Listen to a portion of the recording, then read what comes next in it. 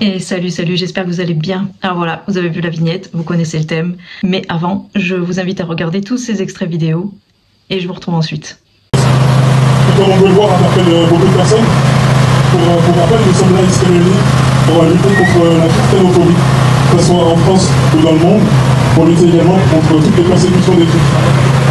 Je le rappelle, les chiffres on dira beaucoup et que je vois par les podcasts, 380 millions de chrétiens sont persécutés à travers le monde. Aujourd'hui, c'est Jésus qui gagne. Ok. Je suis un enfant béni, mon Dieu, je ne vais jamais régner, même si le diable vient jouer avec mes pensées. Mes forces du mal peuvent se déployer, je le croyais, même si j'ai parfois même doublé. Me crains un danger depuis dans la famille. Aujourd'hui, sur cette place, pour être en identification avec cette famille, où cette sauvagerie, cette barbarie doit cesser sur le sol français. Nous sommes en identification aujourd'hui avec nos bien-aimés, nos frères et sœurs. Ils sont persécutés à cause de leur foi. Ils n'auront pas notre haine, notre amour est beaucoup plus grand. Le Christ Yeshua al-Masih, il a les paroles de la vie. Yeshua al-Masih, non seulement il est la vie, mais il communique la vie. Et nous voulons la réciprocité, nous voulons l'égalité, et nous voulons véritablement cet après-midi, avec un cœur attristé, un cœur meurtri, penser à tous nos bien-aimés qui sont au... Je suis élu à Rony-sous-Bois en Seine-Saint-Denis, en charge de la laïcité et de la lutte contre les discriminations. Et je crois que nous avons aujourd'hui franchi un seuil inacceptable. En France, patrie de la liberté de conscience et berceau de la laïcité, les actes antichrétiens se multiplient.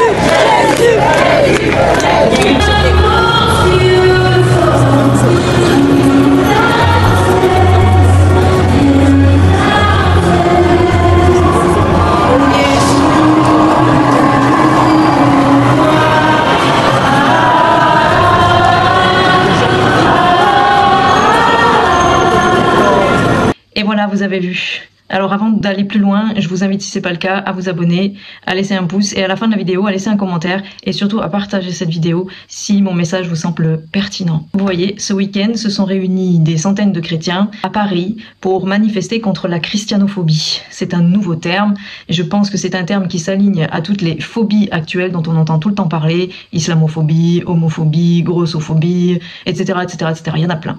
Mais en réalité, le premier qui a parlé de christianophobie, bien sûr pas sous ce terme, c'est Jésus lui-même. Et il nous a même donné des avertissements par rapport à ça. Quand il en parlait, il parlait de la persécution des chrétiens. Et comme je l'ai dit dans ma vidéo de la dernière fois, sur le reportage d'Envoyé spécial, sur la vignette, vous pouvez lire un verset qui est dans Matthieu où Jésus dit que à cause de son nom, nous serons haïs. Donc c'est la christianophobie. Et oui, c'est important d'en parler parce qu'on est en France, sur le territoire français, qu'actuellement il y a énormément de chrétiens persécutés. Je vous encourage à aller sur le site de l'ONG Porte Ouverte où vous verrez les chiffres par pays de la persécution chrétienne et où vous vous rendrez compte de certaines choses par rapport aux pays, aux endroits où les chrétiens sont les plus persécutés actuellement, quelles sont les conditions politiques et même religieuses des pays où les chrétiens sont le plus persécutés. Et vous voyez ce week-end encore, le Seigneur a permis qu'on ait un rendez-vous divin dans une maison d'accueil chrétienne que le Seigneur m'a donné à cœur d'ouvrir il y a plusieurs années, donc en 2008-2009 comme ça. Dans cette maison d'accueil, la personne qui en est responsable actuellement était lui-même un accueilli. Il n'était pas chrétien, il s'appelle Youssef. Et j'ai aussi parlé avec une autre personne qui est réfugiée en France, qui vient du Soudan et qui est chrétien aussi et qui m'a expliqué la persécution chrétienne dans son pays comme dans plusieurs pays en Afrique. Mais pas que.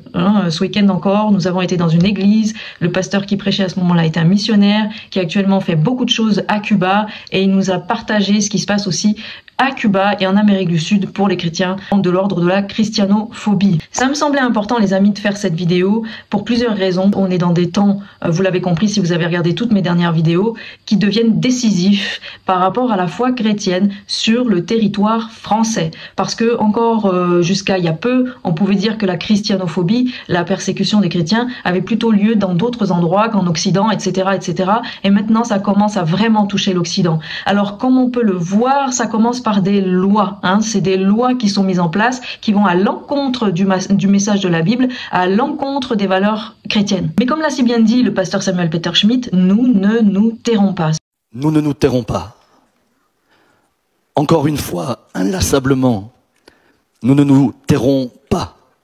Aujourd'hui, je prends la parole pour exposer le mal dans toute sa laideur, pour rendre justice à l'innocent et honneur au juste, pour dénoncer une intolérance rampante, haineuse et assassine. Achour Sarnaya, un chrétien irakien handicapé, est mort le 10 septembre 2025 à l'âge de 45 ans, assassiné chez nous, à Lyon, alors qu'il proclamait sa foi en son sauveur Jésus de Nazareth. Comme beaucoup, il avait fui sa maison, sa patrie, parce qu'en danger à cause de son espérance. Et il s'était réfugié en France, au sein d'une nation promesse, à ses yeux, de sécurité et de liberté. Achour est mort, en direct, alors qu'il partageait sa foi autour de lui et défendait ce qui lui était le plus précieux par des moyens pacifiques et par amour pour son prochain. Le même jour, Charlie Kirk est mort aux États-Unis à l'âge de 31 ans. Il a été assassiné pour avoir défendu de toute son intelligence et de tout son cœur les valeurs enracinées dans la Bible devant 3000 personnes venues participer à ces discussions ouvertes avec des interlocuteurs de tous horizons. Nous nous souvenons également de nos frères et sœurs tués au Mozambique, en RDC, République démocratique du Congo, au Nigeria, simplement parce qu'ils portaient le nom de Jésus. Nous les confions à Dieu, honorant leur mémoire. Tous ces chrétiens ont été victimes de l'intolérance sous ses différentes formes. Cette intolérance montre de manière inquiétante de plus en plus son visage hideux dans notre beau pays de France. Pour exemple, parmi tant d'autres, la cérémonie d'hommage à Charlie Kirk fut d'une grande dignité. Le pardon et le refus de céder à la haine prônée par son épouse, ainsi que la louange adressée à Dieu, ont témoigné de la profondeur et de la beauté de la foi des participants. Comment un tel hommage peut-il être comparé par une ancienne ministre française aux ignobles rassemblements fascistes et nazis sur une chaîne nationale publique? Comment oser un tel parallèle? Et que dire de la caricature faite des évangéliques dans le cadre de l'émission Envoyé spécial, qui finalement n'avait de spécial que le niveau de manipulation et de désinformation? Je profite de ce moment pour exprimer ma solidarité à l'église MLK, son pasteur Yvan Carluère David, qui est au milieu de nous, et toutes les personnes qui se sont exprimées sincèrement, mais qui ont été piégées par des journalistes peu scrupuleux. Dans un tel contexte, ceux et celles qui reconnaissent Jésus comme leur sauveur et leur Seigneur sont en droit, en France, de se poser la question: avons-nous encore la liberté d'exprimer notre foi dans ce pays qui se proclame patrie des droits de l'homme et du citoyen? Avons-nous encore la liberté d'exprimer les valeurs qui en découlent avec conviction et dans le respect de l'autre? Ceci sans craindre la stigmatisation, les menaces physiques ou les étiquettes politiques. Je rappelle que le message de l'Évangile, la bonne nouvelle, n'est ni de droite, ni de gauche, ni du centre, ni d'un extrême. Il est l'évangile d'un royaume qui est céleste et qui s'élève au-dessus de tous les partis politiques de la terre.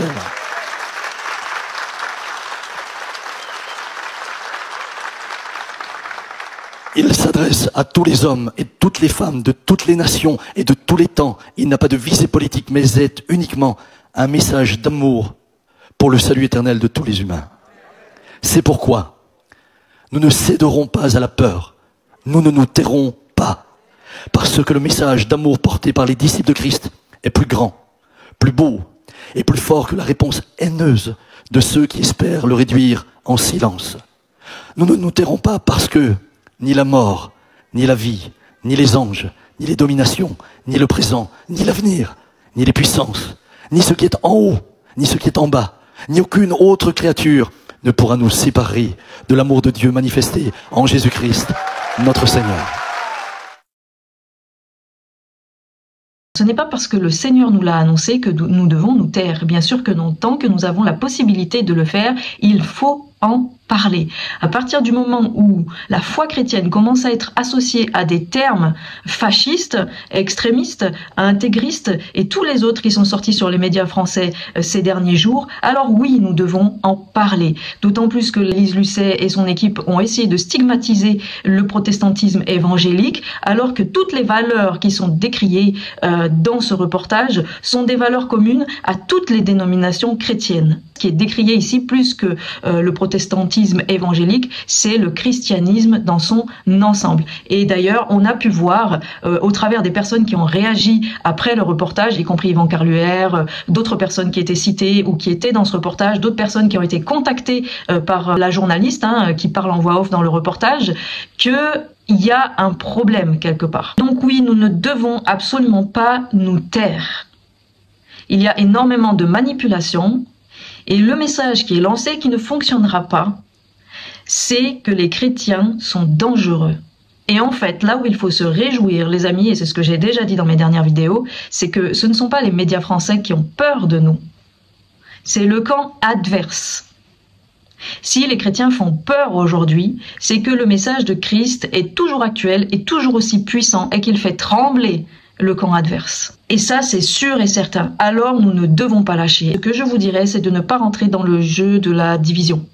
Parce que c'est le moment aussi où l'ennemi va essayer de dire que les chrétiens se jugent entre eux. Quand je dis ça, je ne suis pas en train de prôner une forme d'œcuménisme. Pas du tout. Nous devons rester droits dans nos convictions. Ça ne change rien à ça.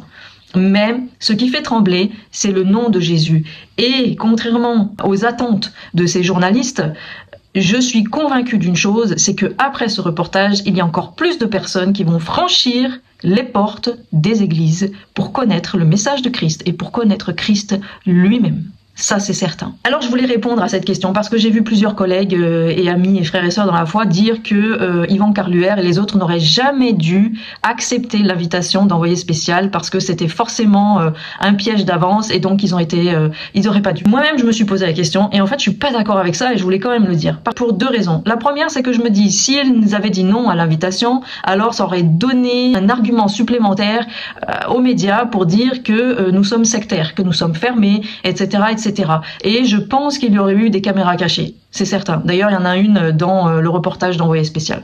C'est sûr et certain. Et il y aurait eu quand même eu des images qui auraient été utilisées contre nous, en fait. Donc, moi, je pense que c'est une bonne idée quand même de les avoir invités officiellement à rentrer dans l'église. Pour la deuxième raison que je vais évoquer, c'est que Dieu transforme le mal en bien. Et d'ailleurs, Yvan Carluère l'a dit dans sa prédication de dimanche. Je l'ai dit dans ma dernière vidéo. J'en suis convaincu. Dieu reste souverain et va se servir de la manipulation de ces médias français et de l'ennemi qu'il y a derrière. Parce que nous, on sait très bien que c'est pas juste des humains qu'il y a derrière. On sait que c'est l'ennemi qu'il y a derrière. Dieu est souverain et il va se servir de ça pour sa gloire. Et en fait, les journalistes ne se rendent pas compte de ce qu'ils ont fait, mais c'est sûr et certain que ça va aider, provoquer encore plus le réveil spirituel de la France, c'est certain. Et moi, je l'ai vu dans les commentaires aussi de ma dernière vidéo, que ça suscite la curiosité. Ça suscite la curiosité et pas juste malsaine. Parce qu'il y a des personnes qui se posent beaucoup de questions actuellement en France, qui vont pousser la porte de ces églises évangéliques et qui vont trouver Christ. C'est sûr et certain. Alors réjouissons-nous.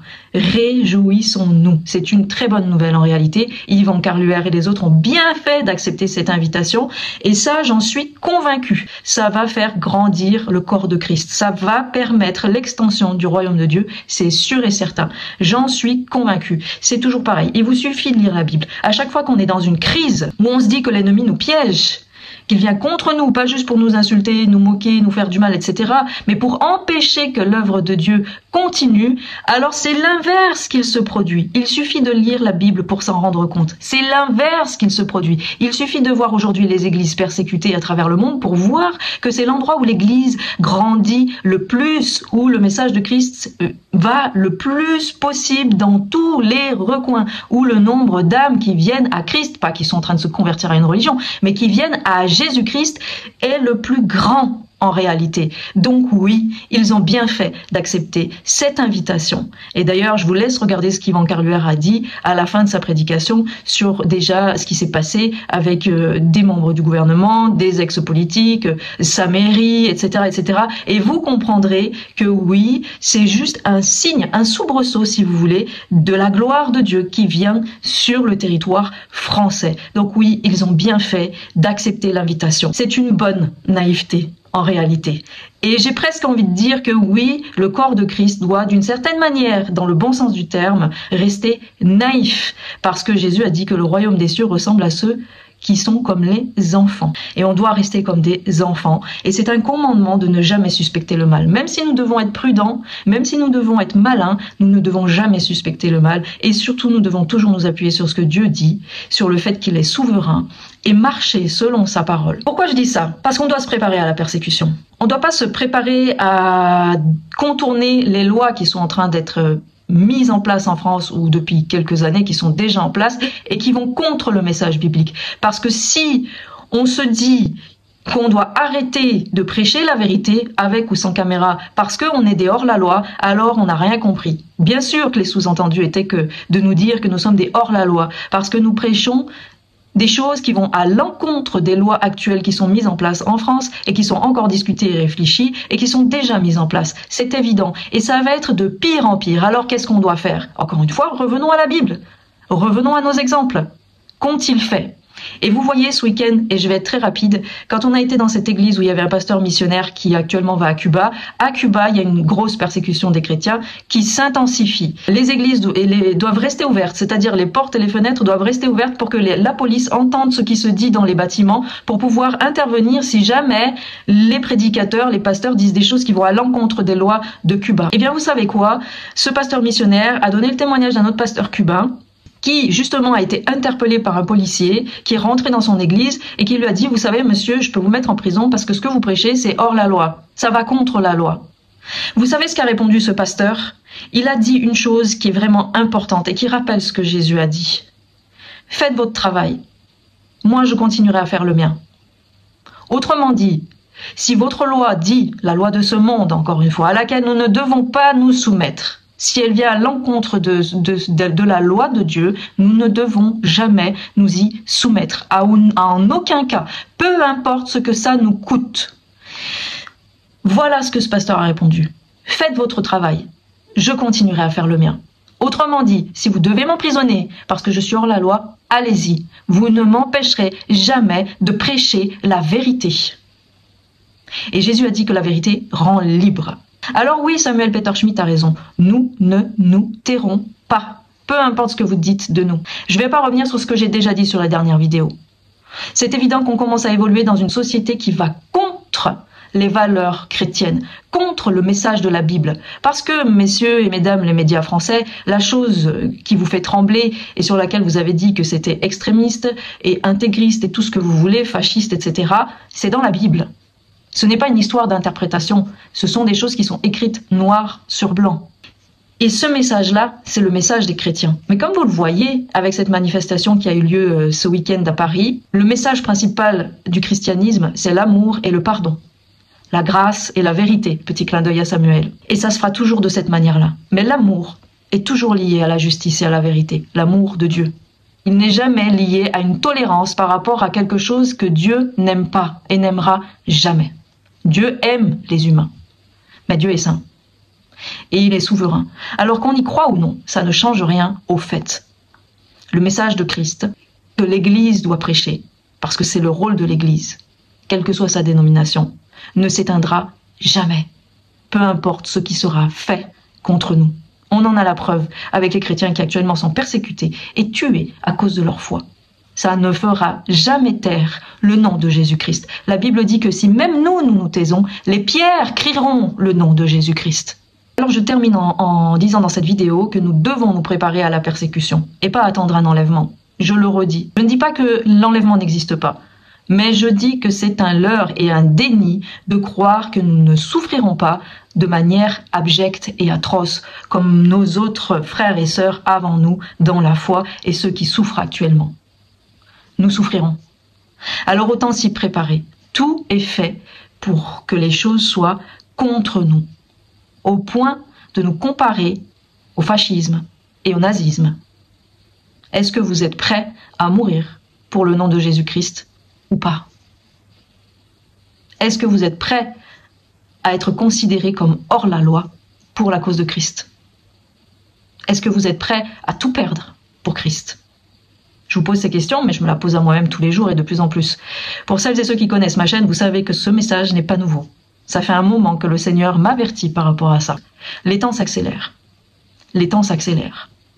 Il est évident qu'il va y avoir un réveil en France, mais ne nous leurrons pas. Ce réveil s'accompagnera aussi d'une grande souffrance. Aujourd'hui, il y a des églises de 5000 personnes comme celle de MLK, et puis de moindres personnes qui se rassemblent dans des murs, 10 personnes, 15 personnes, jusqu'à 5000, partout en France. Mais il faut se préparer qu'un jour, il n'y ait plus de murs, plus de célébrations autorisées, plus tout ça.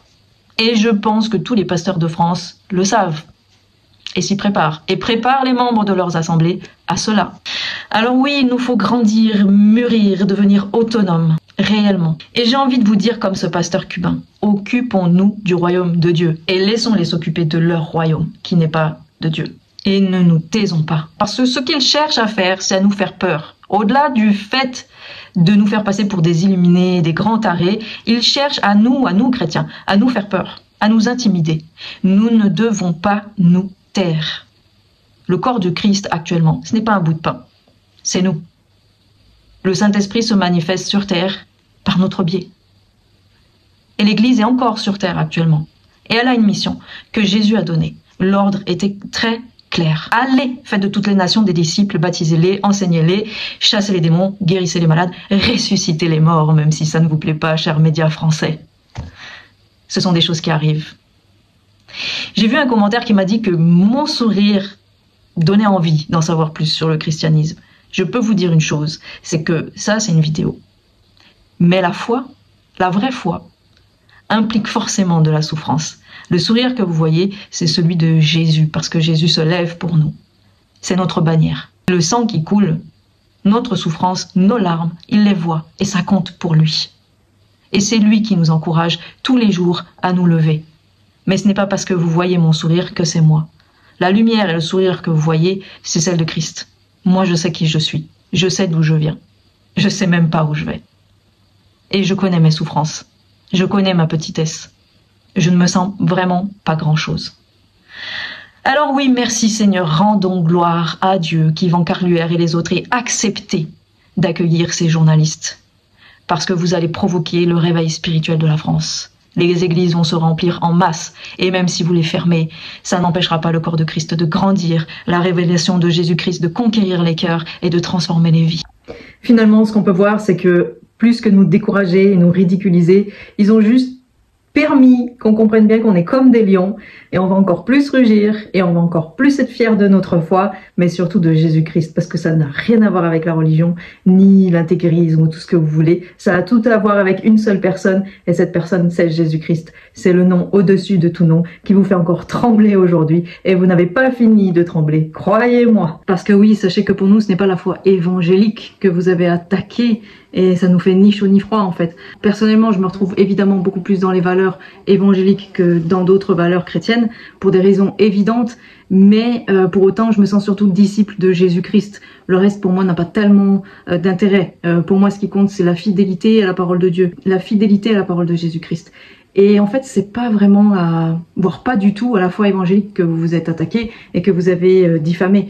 Vous avez diffamé Jésus-Christ lui-même. Il est plein d'amour. Il est lent à la colère, il est riche en compassion et plein de miséricorde. Sachez-le. Et on est encore au temps de la grâce. Et vous allez en bénéficier, vous en bénéficiez aussi. Pour nous, c'est pas tellement problématique parce que nous, on aime vraiment Christ. Vous avez de la chance qu'il vous aime. Croyez-moi. Soyez bénis.